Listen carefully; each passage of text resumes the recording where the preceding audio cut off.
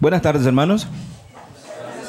Agradezco al pastor Guillermo por la introducción que nos dio, porque me ahorra un 25% ya de mi tiempo. Estos peregrinos, como fueron llamados una vez que se encontraron en la tierra continental americana, desarrollaron una forma de trabajo que ya vimos reflejada en la fundación de sus universidades y llevando algunas de las ciudades en las colonias donde ellos se desarrollaron a los niveles de alfabetismo más altos, históricos, incluso hasta el día de hoy. Sin esta playa de especialistas en educación, en psicopedagogos, etcétera, con un nivel, cuando digo alfabetismo, no solo es que había gente que sabía leer y escribir, sino que la calidad de sus periódicos, sus novelas, sus escuelas, su currículum, tan altos que gente en el mismo nivel, tratando de hacer una prueba en el mismo nivel de su competencia, no la pasaría el día de hoy. Mucha gente que lee los periódicos de ellos, como The Federalist Papers, encuentran que necesitarían 1 o 2 cursos de literatura inglesa para asimilar el mensaje que ellos leían todo el tiempo. Sabían escuchar a sus políticos, sabían qué preguntas hacerles y sabían con qué cosmovisión desarmarlos también. La historia nos cuenta que entrenaron a su gente de tal modo que empezaban un discurso político a las 10 de la mañana, a las 12 hacían un break para irse a almorzar. Y regresaban y estaban todos los que se habían ido a almorzar de regreso, los cristianos, listos para hacerle preguntas a sus candidatos. Esa calidad de hombres entonces despertó la curiosidad o ha despertado la curiosidad a lo largo de la historia, y hay 2 investigadoras de nombre Verna Hall y Rosalie Slater que se hicieron la siguiente pregunta: ¿qué tenían ellos? ¿Qué características tenían como para llegar a ser este tipo de hombres, este tipo de personas, este tipo de familias? Así que empezaron una lectura de sus periódicos, su currículum, sus sermones, sus libros, sus cartas, sus diarios personales, y anotar si podían encontrar un mínimo común denominador entre todas estas obras. Comenzaron primero a trabajar por separado para una tesis doctoral. El resultado de esa tesis doctoral es este manual que tengo aquí, que es una guía para la educación cristiana americana para el hogar y la escuela, o el enfoque por principios. Este es el nombre que recibió los resultados de la investigación. Esta investigación al final entonces se compendió en 7 grandes características que ahora les voy a presentar y que tienen como nombre el enfoque por principios. Es la metodología que intentamos aplicar acá en SECRE. Es decir, lo que vimos plasmado en términos históricos y filosóficos, que se convirtiera en una metodología que fuera asimilable por nuestros maestros y el nivel con el que podíamos contar. Por ejemplo, existe lo que se llama la educación cristiana clásica. La educación cristiana clásica demanda que un maestro cristiano tenga por lo menos una licenciatura en teología. Debe hablar latín, porque el currículo lleva latín. Genial, maravilloso, hay que leer los clásicos. Fantástico, la escritura en sus idiomas originales, pero nuestros maestros en América Latina y especialmente en Costa Rica han sido tan absorbidos por el currículo secular de las universidades que el currículo de la educación cristiana clásica sencillamente es imposible para nosotros. Imagínense, no daríamos la talla, nunca encontraríamos personal adecuado para esa visión, a pesar de sus altas demandas. El enfoque por principios lo conocí en 1989, cuando se fundó en Guatemala la Fundación Cristiana para el Desarrollo de la Educación Cristiana en América Latina. Y acordándose de su servidor, enviaron este manual de regalo a Nicaragua, donde me encontraba en aquel tiempo. Había conocido al doctor Paul Gelly, que es muy conocido también compartiendo entrenamientos sobre enfoque por principios. En ese momento estaba solamente en inglés y él viajaba por América Latina y los daba con traducción. Y encontrar un trabajo como este, primero en los hermanos de las iglesias Verbo, quienes fundaron a su vez escuelas, poniendo en práctica el enfoque por principios, y ver lo que habían realizado en este manual, pues fue un gran incentivo. ¿Por qué usamos enfoque por principios? Ya dije que con relación a otros está más a nuestro nivel. Segundo, porque había material en español. Y podíamos colocar algo en las manos de los docentes y administrativos que quisieran ponerse al frente de la educación cristiana. Pero hay una tercera razón también, y es que los hermanos no solamente escribieron este manual, sino que se dieron a la tarea de escribir las primeras guías curriculares de primaria, de las cuales tenemos una buena cantidad de copias. Lastimosamente, como el pastor Green ya nos relató con respecto a algunas denominaciones, Fundacede también fue desapareciendo. Las escuelas entraron en crisis, decidieron cambiar su expresión y hoy, pues lo de cristiana igual se vuelve como un ornamento en el título. Permítame presentarle entonces qué descubrieron Vernon Hall y Rosalie Slater en esta investigación. Como les digo, compendiaron al menos 7 características. Estas características debían ser universales porque en la palabra principio, su nombre lo indica, es un punto de partida. Debía ser universal. Universal significa que se aplica tanto a creyentes como a no creyentes. Si este es el mundo de Dios, este mundo funciona con sus leyes. No importa que el hombre establezca otras, no lo son. Este es el universo y la creación de Dios. Funciona con las leyes que Él ha establecido. Por lo tanto, por ejemplo, ahora que miremos el primer principio de ellos, todos los hombres tienen carácter.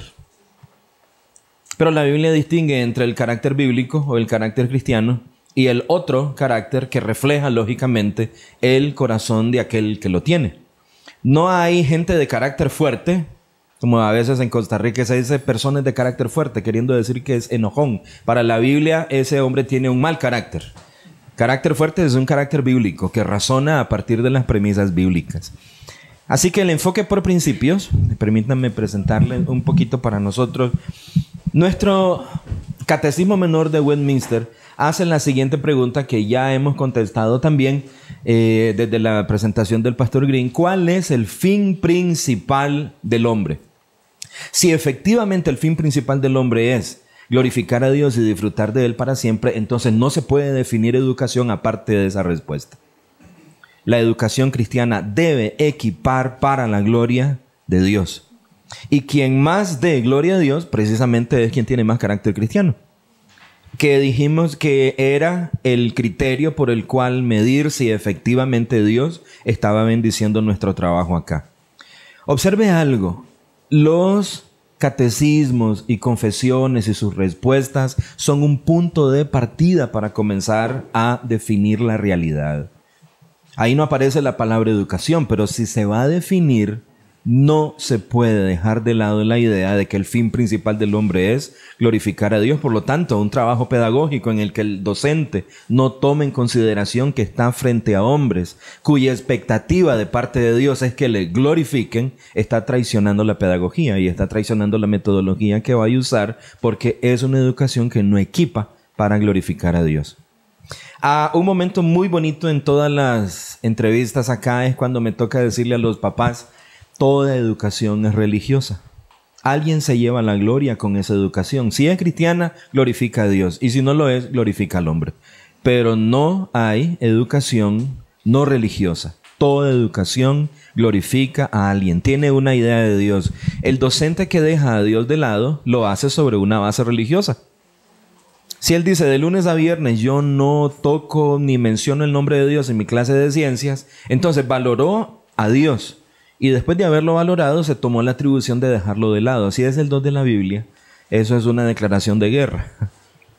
Se colocó del lado de los hostiles y Dios lo marca como tal en su agenda. Es uno de los que se amotinan, de acuerdo con el Salmo 2, pero se amotina pedagógicamente. No queremos que nuestros docentes sean unos amotinados pedagógicos, trabajando para una agenda que no sea equipar para la gloria de Dios. Si lo viéramos en términos de producto, ¿cuál es el producto que ofrece una escuela cristiana? La verdad. No puede provenir otra cosa diferente del Dios de la Biblia. Él es verdadero. Decimos que la mentira es pecado porque es una contradicción de su naturaleza. cuando hablamos con nuestros estudiantes y le decimos que la mentira aquí se premia con boleta grave, no es porque la mentira rebaja el prestigio del estudiante. No es porque se ve feo uno delante de los demás. Es que le está diciendo a Dios que puede funcionar en un mundo contrario a su naturaleza. Así que o es una educación de verdad centrada en Dios, que se fija en Dios como criterio final para la comprensión de la conducta, o se fija en cualquier otra cosa, y sería humanismo definir la mentira como algo que te hace sentir feo. Mi amor, no mienta. Viera qué feo se ve usted cuando miente. No, uno no miente no para no verse feo. Tampoco dice la verdad para verse bonito. Dice la verdad para glorificar a Dios, porque esa es su naturaleza. De manera entonces que la ética del maestro igual debe definirlo en términos del carácter de Dios. Dijimos que los principios, o en este caso los 7, deben ser universales. Vivimos en el mundo de Dios y Dios es quien los define. Por eso, el primero de ellos es carácter cristiano. La palabra carácter viene de una raíz que significa raspar, grabar, dejar marcas, ¿verdad? El Dios de la Biblia tiene un carácter. Es más, ese carácter tiene nombre. Se llama Jesucristo. En Hebreos capítulo 1 dice que Él es la imagen misma de su sustancia. El original de ese término es carácter. Es decir, Jesús es el carácter de Dios. Lo que Dios toca queda la marca de su Hijo. Una educación que no deje la marca de Cristo no es cristiana. No importa si se cante una vez a la semana o se ore al principio de la clase. Si Cristo no es la marca distintiva de esa lección, si Cristo no es el fundamento de la razón por la cual puedo enseñar biología o química o historia, no es cristiana.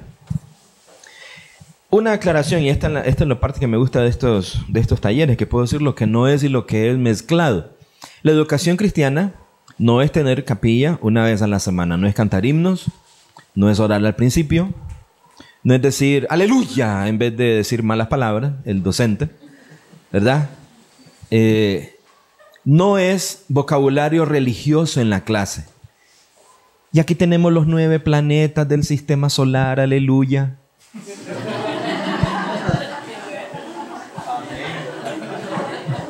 Gloria a Dios, es maravillosa la metamorfosis. Dejar caer palabras religiosas en la lección no hace que la lección sea cristiana.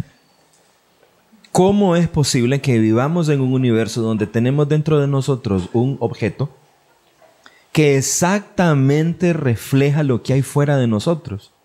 Porque hay una correlación entre este órgano y nuestra capacidad de pensar con el mundo que hay fuera de nosotros.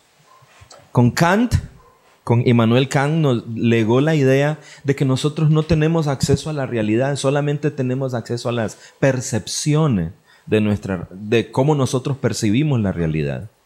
Pero resulta que hay un Dios real que ha dicho que eso es real, y al creerle tenemos acceso a la realidad en tanto Dios diga que es ella.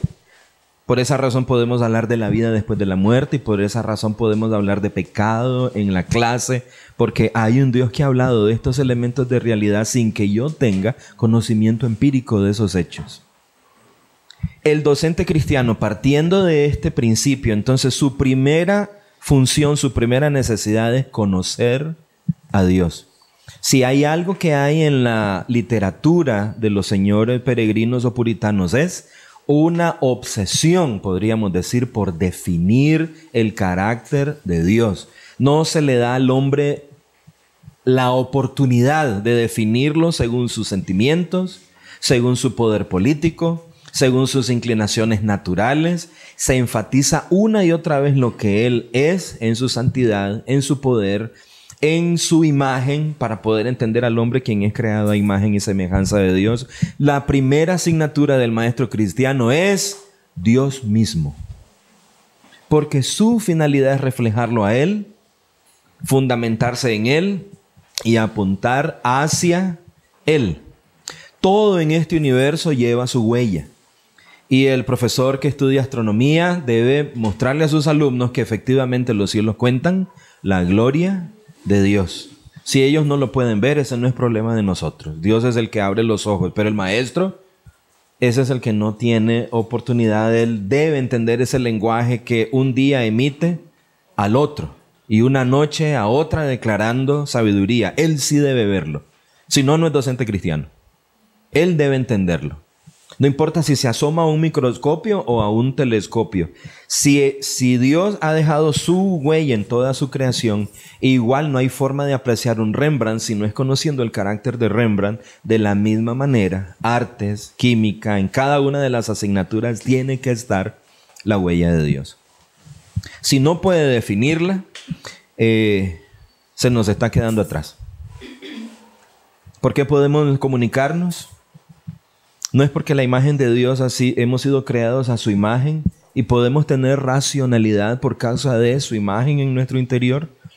No es por esto que podemos comunicarnos unos con otros siendo nada más seres espirituales, refiriéndome al hecho que somos mucho más que simplemente músculos y huesos. No es todo un misterio.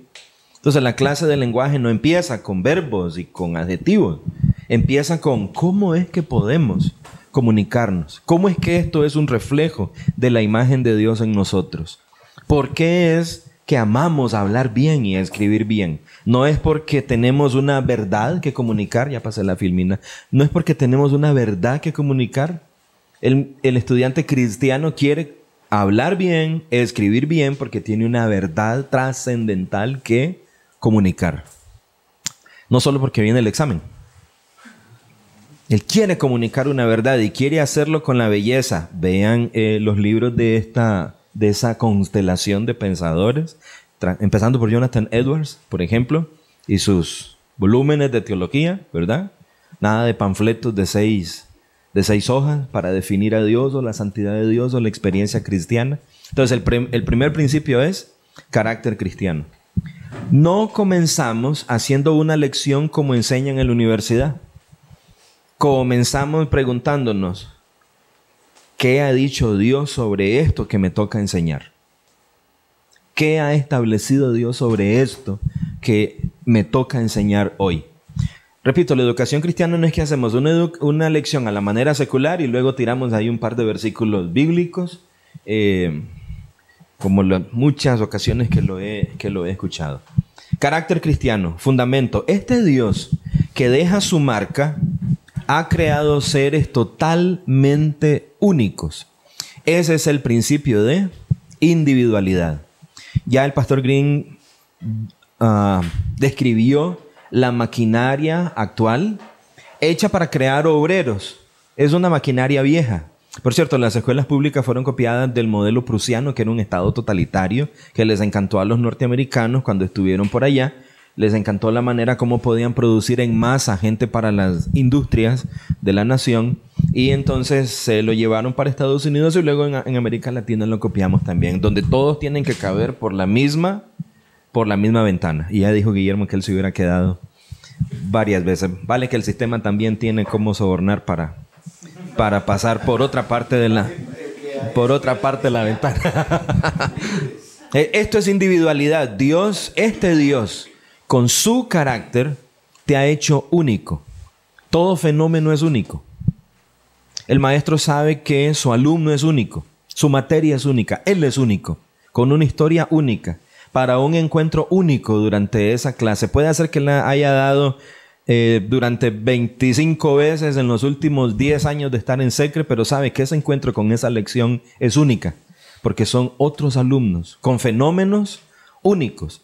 No importa que cada vez que dos átomos de hidrógeno juntándose con un átomo de oxígeno formen agua, cada reacción es única porque sucede en un momento particular del tiempo y en un momento particular del espacio para un propósito particular en ese momento. Así que este es único, soy yo, estoy siendo educado yo por este otro yo que es individual. ¿En qué sentido es única esta lección?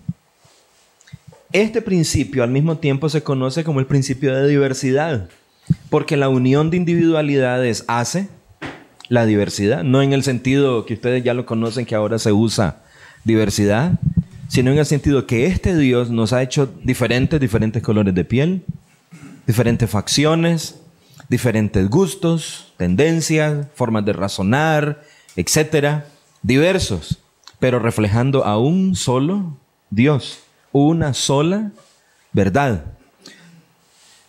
Con individualidad, el alumno se supone que es motivado para descubrir su propio llamado en este momento de la historia a la luz del entrenamiento ofrecido por el profesor. No vivo en 1940. Estudio 1940 y toda la dinámica de Costa Rica porque me toca servir al Señor ahora. Quiero entender lo que Dios está haciendo ahora en este país individual llamado y único llamado Costa Rica. Aquí es donde me toca servir al Señor, a este Dios que es único, a esta persona única, con este conjunto único de dones.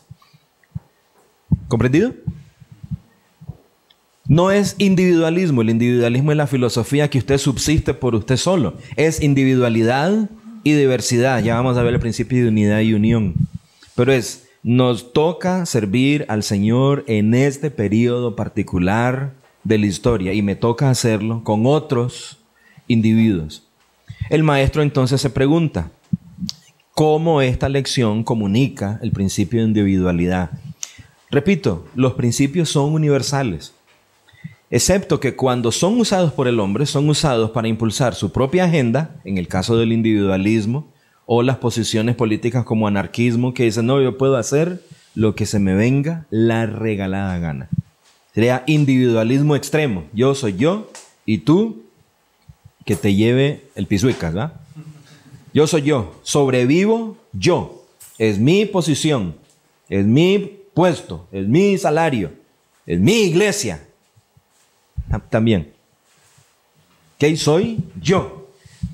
Es universal, son universales. Funcionan para cristianos y no cristianos, solo que cuando son tomados por cristianos, los tergiversan para su agenda. El no cristiano tiene un carácter anticristiano y ese carácter no se lo guarda para sí, ese carácter lo traslada a las leyes de la nación. ¿O acaso los legisladores no están legislando a partir de un carácter? Y las leyes que nos regalan, que nos imponen y que nos montan encima, ¿no son el resultado de su carácter? ¿O existe la neutralidad a la hora de hacer leyes? En la clase de sociales, entonces, necesitamos que ese maestro le enseñe a nuestros estudiantes que la legislación existente debe ser valorada en términos de los principios, es decir, cuál es el carácter que hay en esta ley. Y llegar a preguntarnos, entonces, ¿es lícita, es legítima o, al igual que Moisés, tenemos que decir, deja ir a mi pueblo porque esta ley es opresiva? ¿O la clase cristiana es solo de gente así, muy linda, muy bonita, bendito sea el Señor? Todas las leyes son buenas porque debemos de estar sujetos, en Romanos capítulo 13, ¿verdad? Y el que se opone a la autoridad, a Dios mismo se opone. A todo tenemos que decir sí. Sí, olvidando los criterios que continúan después en Romanos capítulo 13, ¿verdad?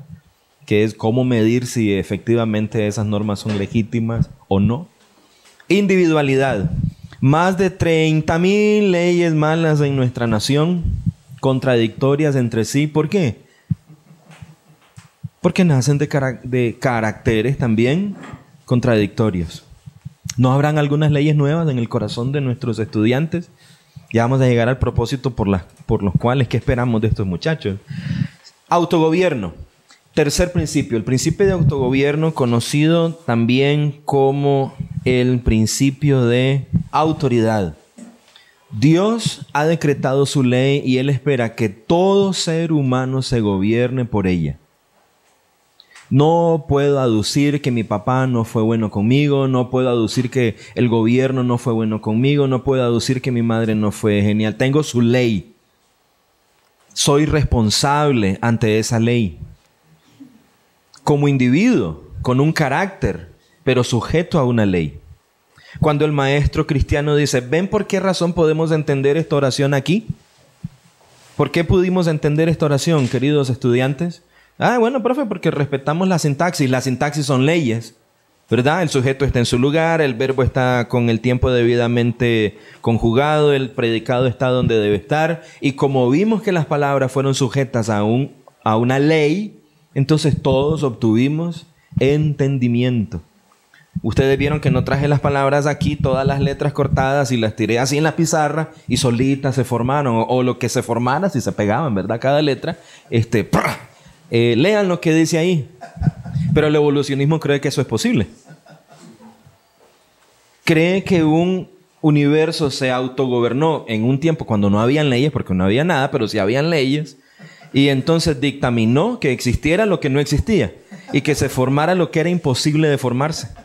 El principio de autogobierno entonces es para crear hombres responsables. Dice, tengo un carácter que ha sido formado por Dios, soy único y soy responsable de sujetarme a la ley de Dios. ¿Pueden ver las plantas? Alguien sale en la mañana a decirles, plantas, es hora de hacer la fotosíntesis. Ustedes despiértese. ¿Qué hacen las plantas cuando sale el sol? Empieza a igual a autorregularse. Nadie les ha enseñado, no fueron a la universidad. Simples. Un laboratorio extraordinario en cada hoja.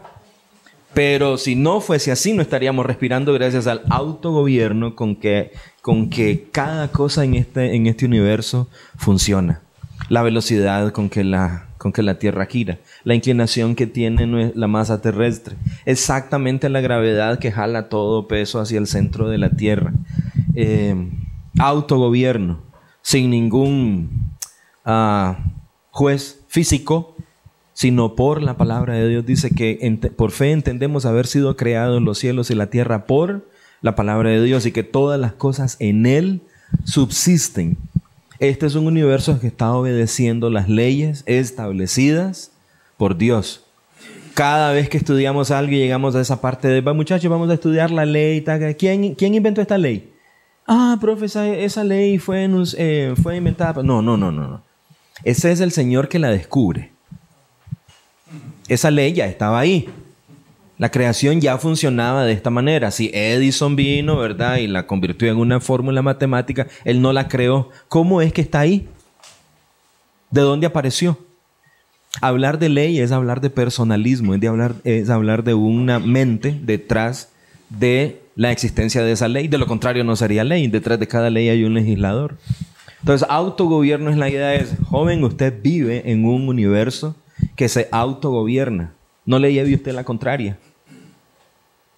Si lo hace, otra vez, esta es una forma de declararse hostil a Dios. Les mencioné que eran también principios de autoridad. ¿Quién es la autoridad en el aula? Cristo. ¿Quién lo representa? El docente.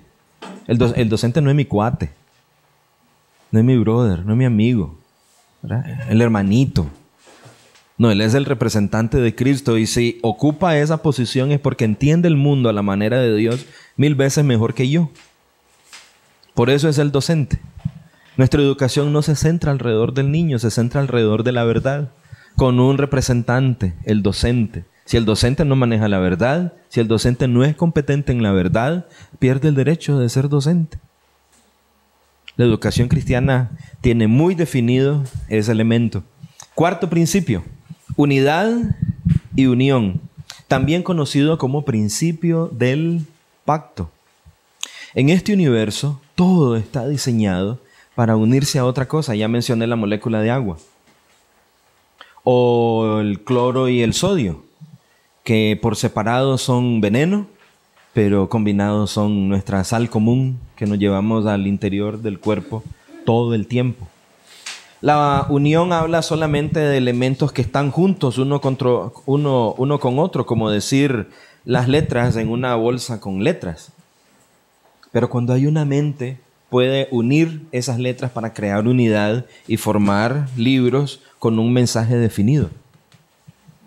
Unión es la simple unión de mononucleótidos o nucleótidos en una bolsa y sacudirlos.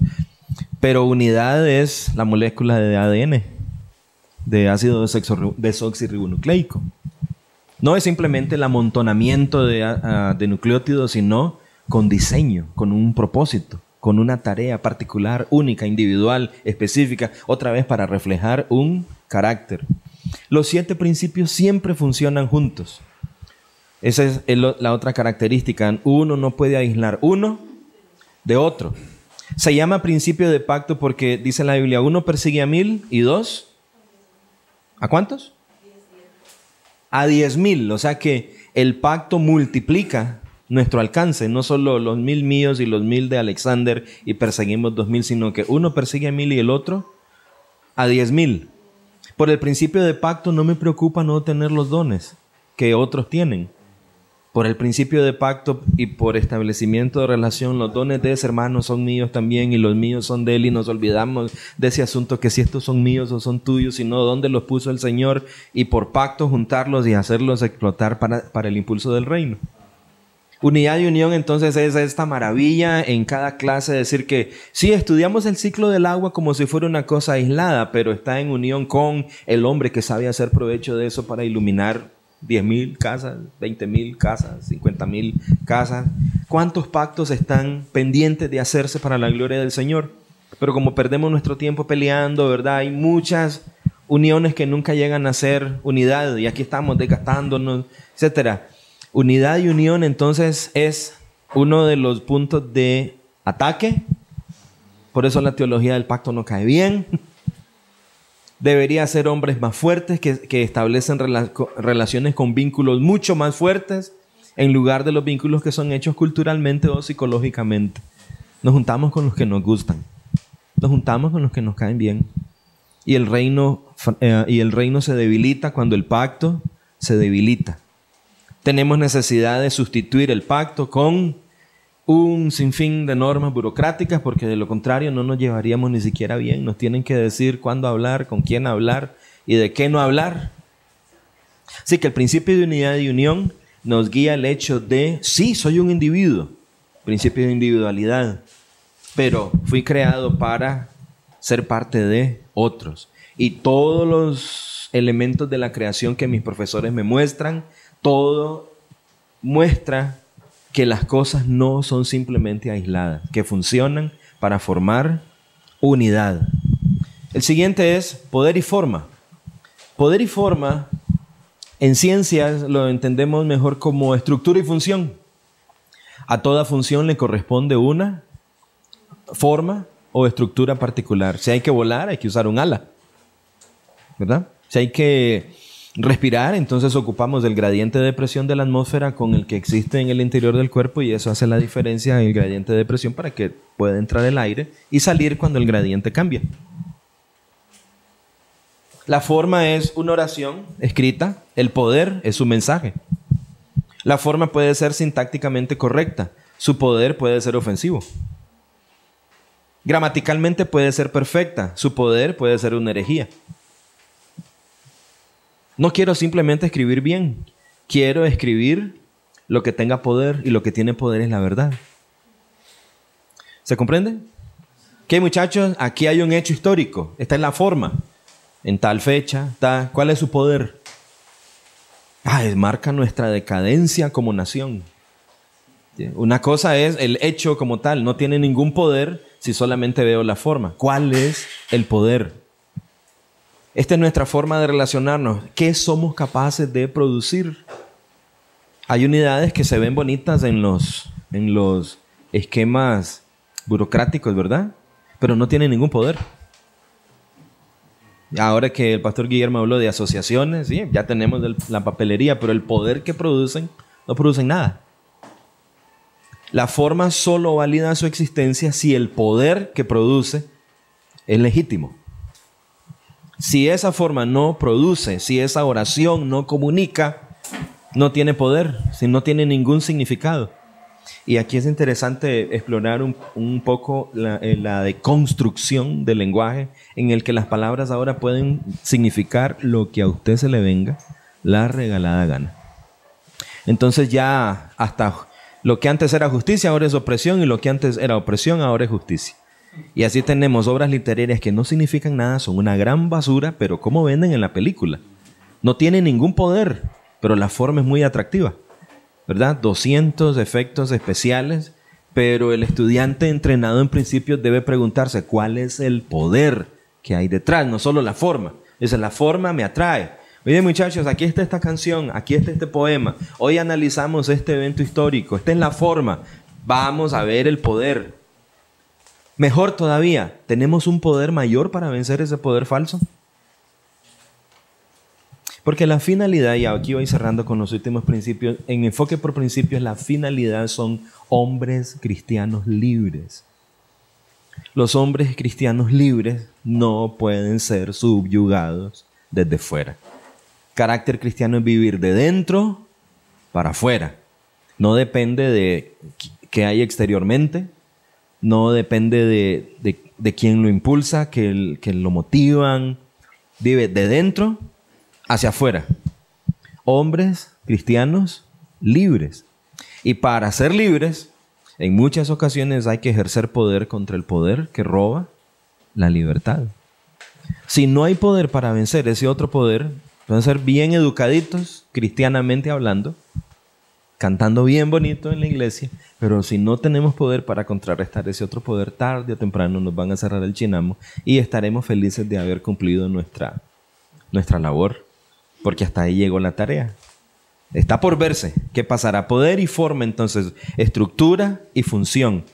Lo visible o lo invisible, como aparece en la Escritura.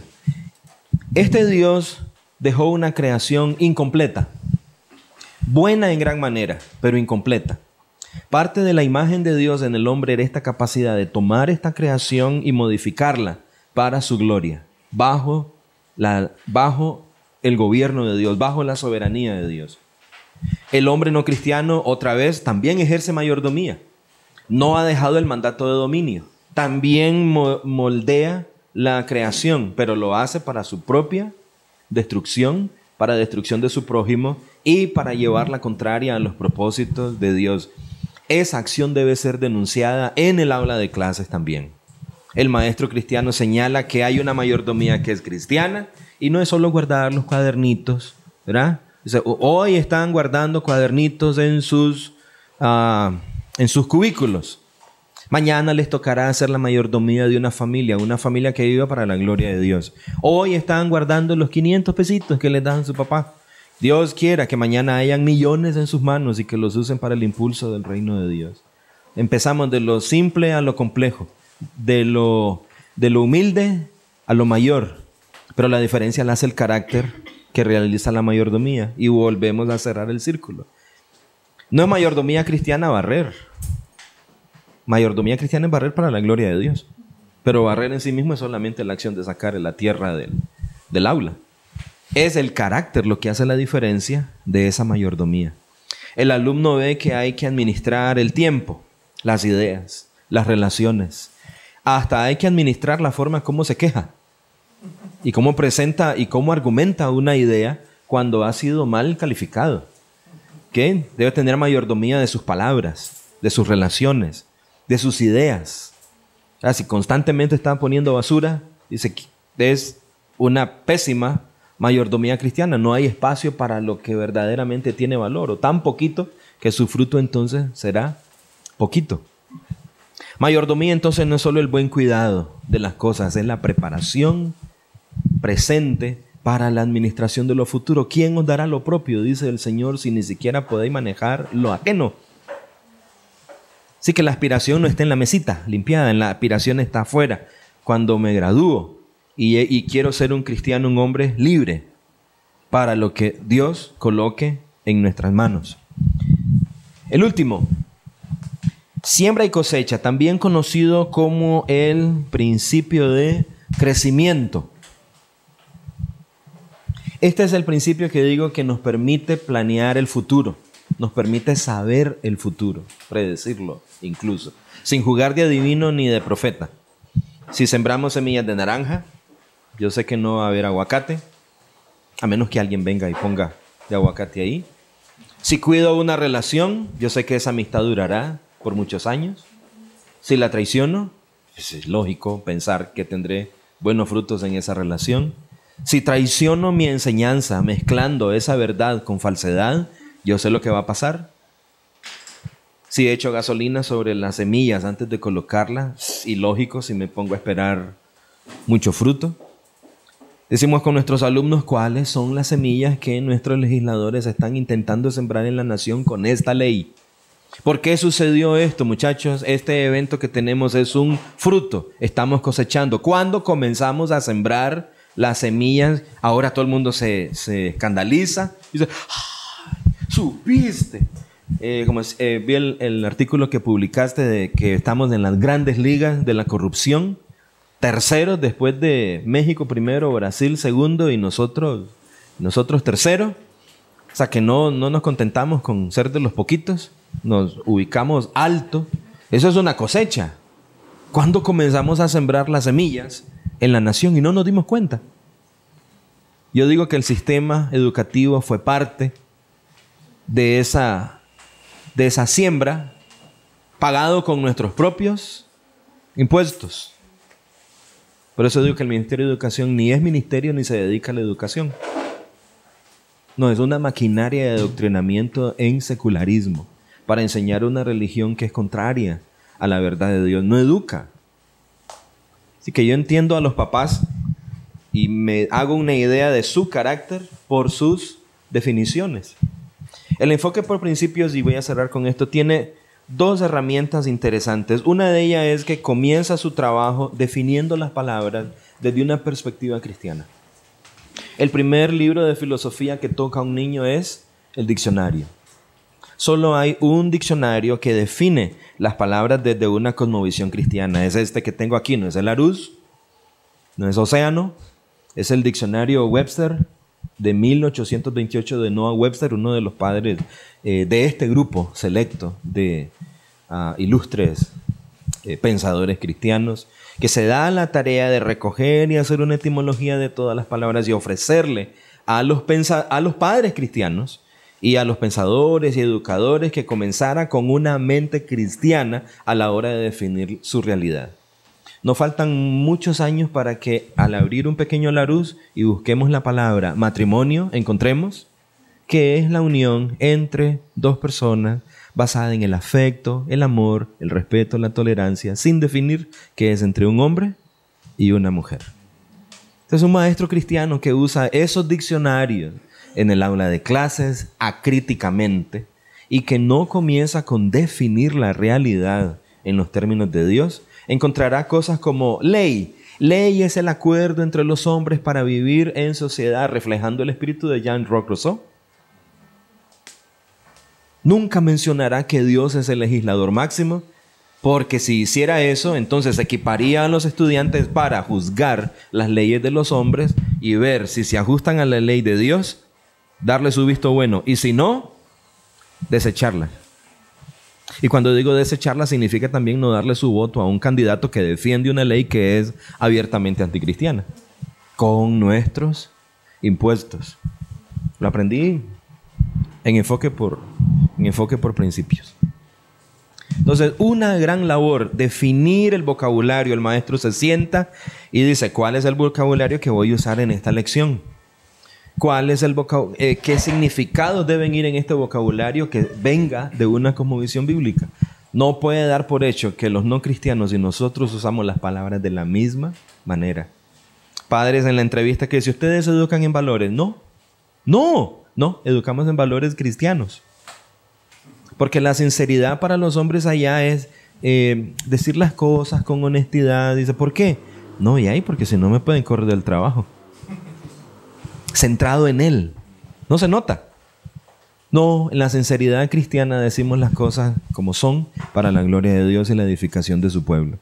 Tenemos dos motivos totalmente diferentes. Por eso, no, en esos valores no educamos. Nuestros valores vienen definidos por Dios en su ley y en su palabra. Si así le podemos servir, con mucho gusto le recibimos. Es toda una aventura esa de las entrevistas. La segunda característica, basado en el principio de individualidad, y si tienen preguntas después de es, lastimosamente acá todavía no podemos hacerlo, es el cuaderno de apuntes. Estos jovencitos que estudiaban en esa época, a un Jonathan Edwards que a los 14 años ya tiene un doctorado, ¿verdad? O está por iniciar un doctorado y habla fluido latín y hebreo y griego. Y uno decía, ¿a qué universidad fue? Porque para nosotros tener esa destreza tiene que significar algún centro de estudios. Para estos hombres es con quién anduvieron. ¿Con quién hicieron pacto? ¿Con quién caminaron juntos? Entonces, uno de ellos es que uno reacciona a la asignatura. En el cuaderno de notas, no me refiero al cuaderno donde los niños apuntan, ese cuadrado donde tiene que pasar el alumno se ve reflejado en los workbooks o en los libros de trabajo. Muy bien, ahora todos abrimos la página 10 y hay 10 preguntas y todos los chiquillos, todos los 20, responden exactamente la misma cosa. Así que el maestro se sienta y si todos tienen la palabra clave que estaba ahí, está bien. Pero ese es el mismo cuadro. Estos chiquitos, una de las características que encontraron Bernard Hall y Russell Slater es que solicitaban al fin de cada día, es decir, papi, ¿puedo estudiar el escarabajo? Quiero estudiar los escarabajos. Y existen cuadernos hoy, libros empastados en los museos, donde hay dibujos sumamente meticulosos de los escarabajos.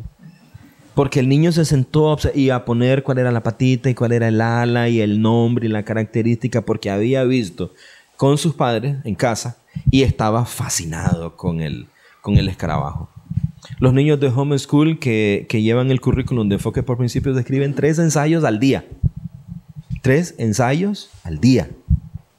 Con temas sugeridos por ellos.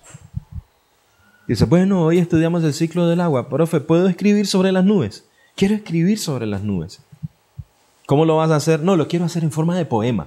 Hoy voy a hacer un poema a las nubes. Pero el otro chiquito a la par dice, no, yo voy a dibujar una maqueta donde están los diferentes tipos de nubes, porque me encanta la diferencia entre las cumulonimbus y las Cirrus. Uy, las Cirrus son una maravilla. Yo quiero explorar esa parte. Pero el cuadro dice, no, todos hacen una sola cosa. Porque todos deben estar a la misma altura. La individualidad dice, este está apasionado por este, Dios los puede estar guiando por esa parte. Este otro lo que quiere es, profe, ¿puedo ir a la biblioteca? Quiero hacer una investigación, pero presentarle un reporte escrito sobre el ciclo del agua. O sea, la parte mía es un reporte escrito. Sería terrible para nosotros, ¿verdad? Aquí dice, ¿y cómo califico eso? Porque el comité de evaluación solo permite que evaluemos de esta u otra manera. ¿Y cómo incentivamos la iniciativa en nuestros estudiantes? Si viene un estudiante y dice, profe, yo no quiero hacer esa maqueta que ustedes dijeron, yo lo que quiero hacer es una visita de campo. Quiero irme a la finca ya que tiene Eida y quiero ver las vacas de cerca y tocarla. Nunca he tocado una vaca, quiero montarme en una vaca. Quiero oler una vaca, sí, saborear una vaca. Y dice, no, ¿verdad? Porque tengo mi cuadro y en mi cuadro dice que 1 punto vale la portada y 1 punto la foto de la vaca y vale 1 punto si la vaca está de costado. Dice, aunque nunca toque la vaca, aunque nunca huela la vaca, pero ahí está el trabajo y tendrá 5 puntos por hablar de un animal que nunca en su vida ha visto de cerca, salvo en los libros y en los comerciales.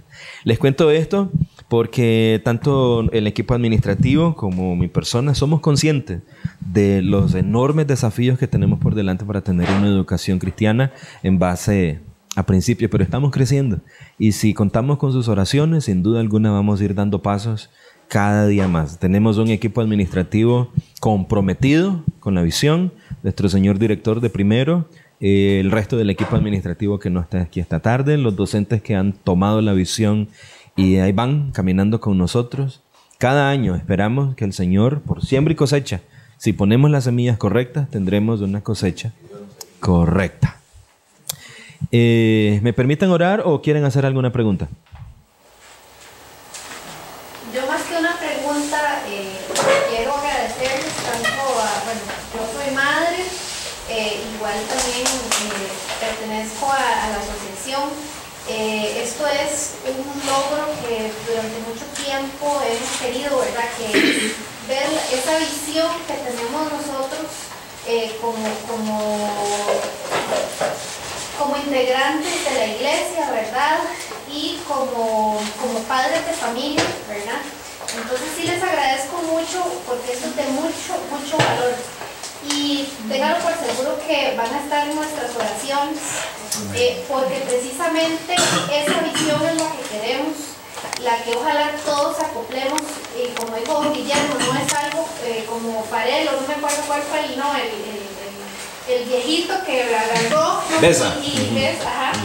y que mucha gente no quería tomar por miedo. No, este es el momento en que tenemos que levantarnos como iglesia, como cristianos, tomar ese estandarte que habla la palabra también, ¿verdad? Y ser diferentes. Obligarnos nosotros mismos a ser diferentes y no a estar encuadrados en el MEP, en el mundo, que eso es lo que quiere precisamente el mundo, ¿verdad? Y basarnos en todos estos principios que tenemos aquí, que aquí nos han expresado, ¿verdad? Entonces, pedirle al Señor sabiduría para que todos nosotros podamos instruir, yo como madre y a ustedes como profesores, porque qué duro es cuando tenemos ese triángulo, ¿verdad? Cuando un padre trata definitivamente de inculcar su palabra, pero todos aquellos estudiantes que tal vez se dicen ser cristianos y que no tienen esa propiedad con sus padres, entonces eso es una carga que ustedes tienen que manejar, porque es muy duro saber que tenemos a esos estudiantes acá y tal vez en casa no les están dando todos los principios que ustedes pueden hacerlo. ¿Por qué? Que aunque no les corresponde por per se, sí les corresponde. ¿Por qué? Porque tenemos que darle la gloria a Dios en todo lo que hacemos. Entonces, de verdad les agradezco y les dejo eso ahí, recordar que es para la gloria de Dios, no porque nos toca o porque les toca a los papás, sino porque es algo que el Señor va a demandar de nosotros en algún momento. Entonces, de verdad, y otra vez les digo, en nuestras oraciones van a estar ustedes, porque no es una lucha simple lo que tienen. Amén. En resumen, te lo voy a decir en vocabulario de principios de hermanos, tengamos carácter cristiano y llegamos las cosas a partir de ese carácter en términos de nuestro Dios, en términos de su obra, de lo que Él ha realizado, etc. Una aclaración, como los principios son universales, les decimos a nuestros estudiantes, usted ya se autogobierna. Una banda de forajidos se autogobierna. También tienen códigos de honor.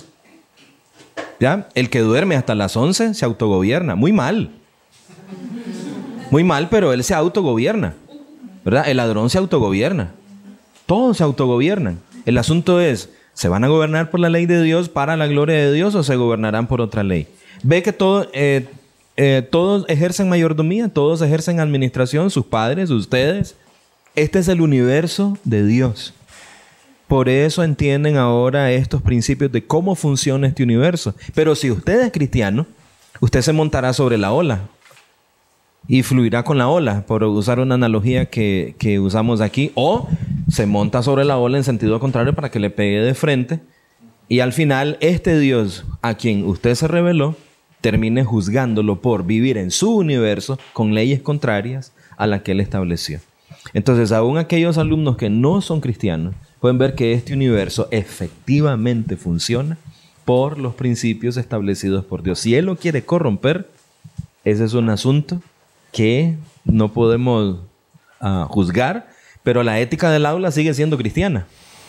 Eso es lo que iba yo a decir, que por eso se necesita, como dice esta señora, mucha oración de parte después de todos, porque la tarea es muy dura, porque ustedes están trabajando con pecadores, ellos son pecadores y sus padres y todos somos pecadores, y unos nada más que somos pecadores regenerados y por eso aceptamos ese señorío de Cristo en nuestras vidas y lo procuramos, pero si nosotros perdemos de vista eso, o sea, por eso el educador clama a Dios por sus alumnos y ora por ellos, porque sabe que al final de cuentas solo Dios puede hacer esa obra de transformar ese corazón.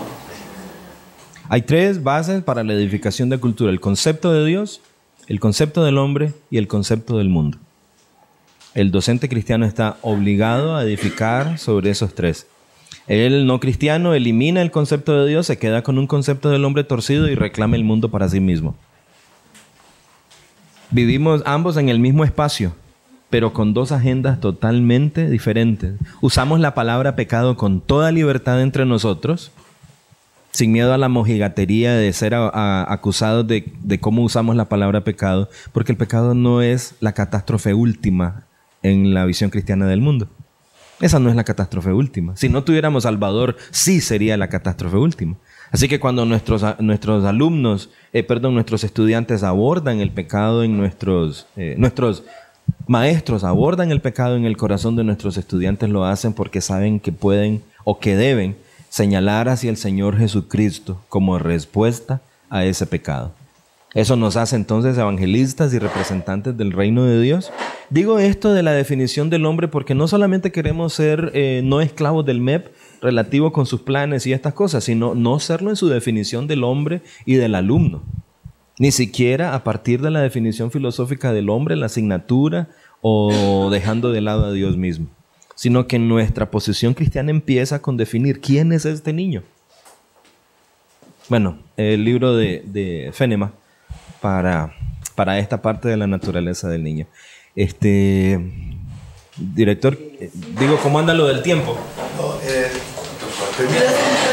Nada más, en este caso, para todos, para que sepan que gracias a Dios para este año, todos los planeamientos de la institución se basan bajo esos principios, como es transversal, que es el primer logro. Les soy sincero, anteriormente no se había logrado plasmar ni siquiera los planes de todos, que los principios estuvieran aplicados, por lo menos ahora los planes específicos sí están. Dos, que damos gloria a Dios por la Junta, que nos está ayudando también en el proceso para poder cambiar lo que es el proceso de los estudiantes que están entrando. Se están creando nuevos formularios de prematrícula y matrícula para poder afinar mucho lo que es la parte de los estudiantes y familias que están entrando a la institución, y doy gloria a Dios por el esfuerzo que se está haciendo. Y finalmente, agradecer a los profesores que están aquí, es parte del proceso justamente que estamos trabajando, y igual decirles que también el proceso de contratación de profesores se está transformando para que los profesores, digamos, en este último año que tenemos de estar trabajando, todos los profesores que se contrataron o pertenecen a una iglesia cristiana, o en este caso, además de eso, gracias a Dios, en su 95% todos tienen sus estudios universitarios al día, que es parte de lo que nos pide centros privados. Les pido oración especial para que Dios forme profesionales, y les dejo esa carga a los miembros de las iglesias, profesionales cristianos. Vieran qué difícil es encontrar profesionales, profesores cristianos. Y cristianos no estoy refiriéndome a que asistan a una iglesia, no, cristianos. O sea, es todo un trabajo. O sea, ustedes no tienen la idea de lo que es ver 10 currículums para poder determinar, sacar una persona para primaria, o una persona para preescolar, una persona para inglés. O sea, vieron que es un trabajo bastante interesante. Y les pido también oración. Bueno, ya conocen a Ona, algunos ya tuvieron la oportunidad de conocer a don Luis Herboso, y también a mi persona, que somos los 3 encargados por parte de la Junta Administrativa para hacer todas estas contrataciones, todas estas entrevistas. Que Dios nos dé la sabiduría, la capacidad y la diligencia para no meter las patas, y de verdad, como dice la palabra de Dios, que poco a poco aquellos que han de ser salvos se añadan a nuestro equipo de trabajo. Les pido también oración para los que están aquí, los profesores que están aquí. El enemigo siempre anda como león rugiente buscando a quien devorar, para que Dios mantenga la unión tanto de la Junta como de la dirección, como del equipo de trabajo, para poder sacar esto adelante. Entonces, nada más, esos son mis comentarios. Gracias. Nosotros teníamos propuesto 3, es bastante tarde, algunos tienen que ir lejos. Isa, ¿cuánto tiempo necesitas? 10 minutos. ¿Nos puede dar un ejemplo? Ok, Isabel nos va a dar un ejemplo práctico. ¿Qué se hace en la paz? Entonces, sí. No nos voy a poner a presentar. Yo di examen. Bueno, del examen cierto. Hágalo de matemáticas. De matemática, ¿verdad?